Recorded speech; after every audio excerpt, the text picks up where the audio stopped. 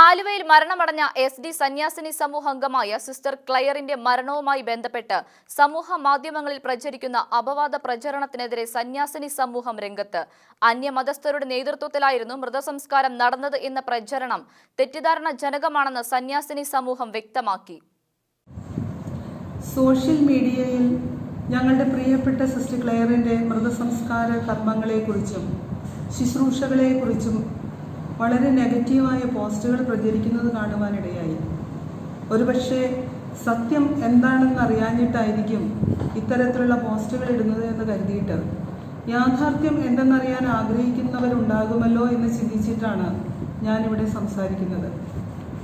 ഞാൻ sister Lynette, ഈ ഹോസ്പിറ്റലിലെ അസോസിയേറ്റ് അഡ്മിനിസ്ട്രേറ്ററാണ്. ഞങ്ങളുടെ പ്രിയപ്പെട്ട സിസ്റ്റർ ക്ലെയറിനെ രോഗിയായി ഹോസ്പിറ്റലിൽ കൊണ്ടുവന്ന സമയം മുതൽ മൃതസംസ്കാര കർമ്മങ്ങൾ കഴിയുന്നതുവരെ എല്ലാ കാര്യങ്ങളിലും ഇടപെട്ട വ്യക്തിയാണ് ഞാൻ. സിസ്റ്റർ ക്ലെയറിനെ 15-ാം തീയതി രാവിലെ 11 മണിയോടെ ഇവിടെ കൊണ്ടുവന്നു. പനിയും ശ്വാസമുട്ടും അനുഭവപ്പെട്ടിരുന്നു. നേരത്തെ തന്നെ സിസ്റ്ററിന് ഹൃദയരോഗവും ഡയബറ്റിക്സും ഉണ്ടായിരുന്നു. ഇവിടെ കൊണ്ടുവന്ന ഉടനെ ഐസൊലേഷൻ വാർഡിൽ അഡ്മിറ്റ് ചെയ്തു. നിശ്ചയിക്കപ്പെട്ട ഡോക്ടറും നഴ്സസും വേണ്ട പരിചരണങ്ങൾ നൽകി. വൈകുന്നേരമായപ്പോഴേക്കും സിസ്റ്റർ ശ്വാസതടസ്സം കൂടുതലായി നില വളരെ ഗുരുതരമാകുകയായിരുന്നു. ഓക്സിജൻ കൊടുത്തിട്ടും സാച്ചുറേഷൻ കുറഞ്ഞു പോകുന്നതുകൊണ്ട് ഞങ്ങൾ സുപ്പീരിയേഴ്സിനെ വിവരമറിയിച്ചു. പ്രൊവിൻഷ്യൽ സുപ്പീരിയർ എല്ലാ മഠങ്ങളിലും പ്രത്യേകം പ്രാർത്ഥിക്കുവാനുള്ള നിർദ്ദേശങ്ങൾ നൽകി. രാത്രി 9 മണിയോടെ സിസ്റ്ററിന് കാർഡിയാക് അറസ്റ്റ് ഉണ്ടായി. ഡോക്ടറും സിസ്റ്റേഴ്സും എല്ലാം രക്ഷപ്പെടുത്താൻ ഏറെ ശ്രമിച്ചെങ്കിലും ദൈവഹിതം മറ്റൊന്നായിരുന്നു. ഞങ്ങളുടെ പ്രിയപ്പെട്ട സിസ്റ്റർ ക്ലെയർ ഞങ്ങളെ വിട്ട് സ്വർഗത്തിൽ നമുക്കായി ഒരുക്കിയിരിക്കുന്ന നിത്യഗേഹത്തിലേക്ക് പറന്നുയർന്നു. സിസ്റ്ററിൻ്റെ രോഗം മൂർച്ഛിക്കുന്നതും പരിശോധനകളിലെ റിപ്പോർട്ടുകളും കണ്ടപ്പോൾ COVID-19 ആണോ എന്ന് സംശയിച്ചതിനാൽ PCR ടെസ്റ്റിനുള്ള സ്വാബും എടുത്തയച്ചിരുന്നു. മരണം സംഭവിച്ചത് അഭിമന്യ പിതാക്കന്മാരെയും ബന്ധപ്പെട്ട വൈദികരെയും കുടുംബാംഗങ്ങളെയും അറിയിച്ചു.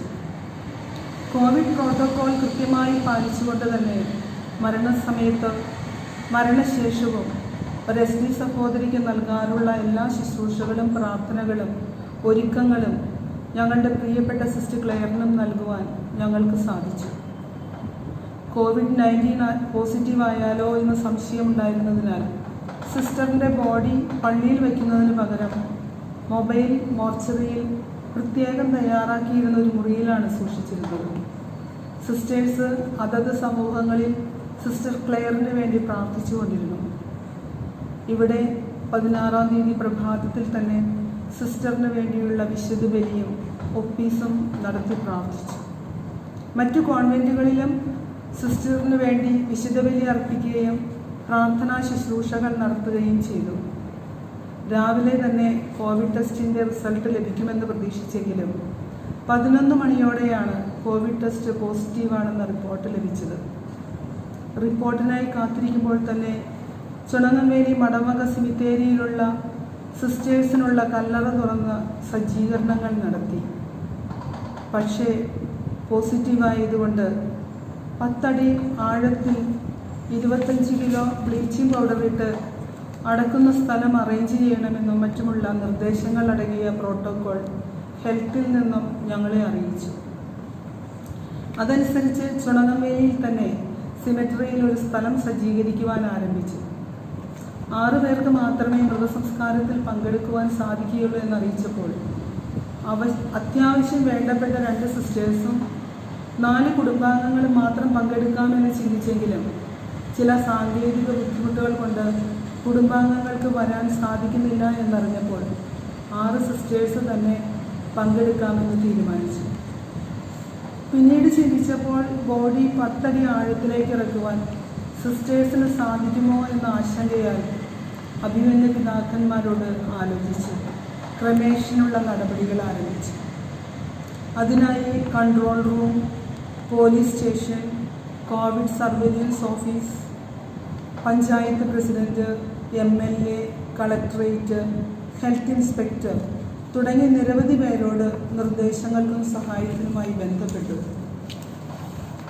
അവസാനം ഏകദേശം 5 മണിയോടെ ക്രമേഷനുള്ള കാര്യങ്ങൾ അറേഞ്ച്ഡാണെന്നും ബോഡി എടുക്കാനുള്ള ആംബുലൻസ് ഉടനെ അയക്കാമെന്നുള്ള അറിയിപ്പ് കോവിഡ് ഡിസ്ട്രിക്റ്റ് ഓഫീസിൽ നിന്ന് ലഭിച്ചു. മൃതശരീരം ഗവൺമെൻറ്റിന് നിർദ്ദേശമനുസരിച്ച് പാക്ക് ചെയ്ത് ആംബുലൻസ് എത്തിയപ്പോൾ ഹോസ്പിറ്റലിലെ 2 സ്റ്റാഫ് PPE കിറ്റ് ധരിച്ച് ബോഡിയോടൊപ്പം ആംബുലൻസിലും സിസ്റ്റേഴ്സ് ഹോസ്പിറ്റലിൻ്റെ തന്നെ വാഹനത്തിലും ക്രമേഷന് പോകുവാൻ തയ്യാറായി. വണ്ടി സ്റ്റാർട്ട് ചെയ്തപ്പോഴാണ് ഒരു ഫോൺ സന്ദേശം ലഭിച്ചത്. മൃതശരീരം ക്രമേഷന് വേണ്ടിയല്ല, ചുളങ്ങവേലിയിൽ സിമിത്തേരിയിൽ ഹെൽത്ത് ഓഫീസേഴ്സ് വെയിറ്റ് ചെയ്യുന്നു, വോളണ്ടിയേഴ്സ് റെഡിയാണ്, അവർക്കുള്ള PPE കിറ്റുമായി എത്രയും വേഗം എത്തണമെന്നറിയിച്ചു. ഞങ്ങൾ ആകെ കൺഫ്യൂഷനിലായി. എന്ത് ചെയ്യണമെന്നറിയാതെ വീണ്ടും ഞങ്ങൾ ഡിസ്ട്രിക്റ്റ് ഓഫീസിലേക്ക് വിളിച്ചു. അപ്പോഴാണ് ചുളങ്ങംവേലിയിൽ തന്നെയാണ് പോകേണ്ടതെന്നും ക്രമേഷനുള്ള സാധ്യതയില്ലെന്നും ഞങ്ങൾക്ക് മനസ്സിലാകുന്നത്. അങ്ങനെ JCB ഉപയോഗിച്ച മൃതദേഹം സംസ്കരിക്കാനുള്ള സ്ഥലം അറേഞ്ച് ചെയ്യാൻ നിർത്തിവെച്ചിരുന്നത് പുനരാരംഭിച്ചു. സ്ഥലം തയ്യാറാക്കി. ഞങ്ങൾ ചുണങ്ങംവേലിക്ക് തന്നെ പോയി. അവിടെ ചെന്നപ്പോൾ ഹെൽത്തിൽ നിന്നും വന്ന ഓഫീസേഴ്സ്, വോളണ്ടിയേഴ്സും പഞ്ചായത്ത് മെമ്പർ തുടങ്ങി 9 പേരും ഞങ്ങളുടെ സുപ്പീരിയേഴ്സും അവിടെ കാത്തു നിൽക്കുന്നുണ്ടായിരുന്നു. ഗവൺമെൻറ്റിൻ്റെ പ്രോട്ടോകോൾ അനുസരിച്ച് സുപ്പീരിയേഴ്സും സിസ്റ്റേഴ്സും സിമിത്തേരിയിൽ തന്നെ അല്പം അകലെയായി പ്രാർത്ഥിച്ചുകൊണ്ടിരുന്നു. അങ്ങനെ ആ സമയത്ത് ബഹുമാനപ്പെട്ട വൈദികരുടെ സാന്നിധ്യവും പ്രാർത്ഥനയും ആഗ്രഹിച്ചുവെങ്കിലും ഈ പ്രത്യേക സാഹചര്യത്തിൽ ഫ്യൂണറലിൻ്റെ സമയവും സ്ഥലവും ബഹുമാനപ്പെട്ട അച്ഛന്മാരെ അറിയിക്കുവാൻ ഞങ്ങൾക്ക് സാധിക്കാതെ പോയതിൽ ദുഃഖമുണ്ട്.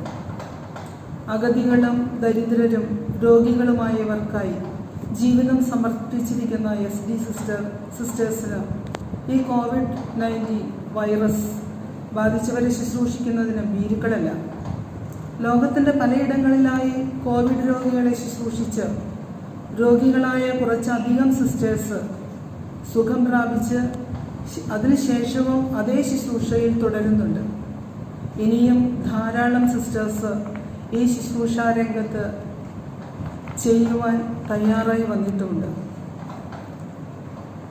ഞങ്ങളുടെ മാനസികാവസ്ഥ മനസ്സിലാക്കി ഞങ്ങളോടൊപ്പമായിരിക്കുകയും ആശ്വാസവാക്കുകളാൽ ഞങ്ങളെ ധൈര്യപ്പെടുത്തുകയും ചെയ്തതിന് ഞങ്ങളെല്ലാവരോടും നന്ദിയുള്ളവരാണ്.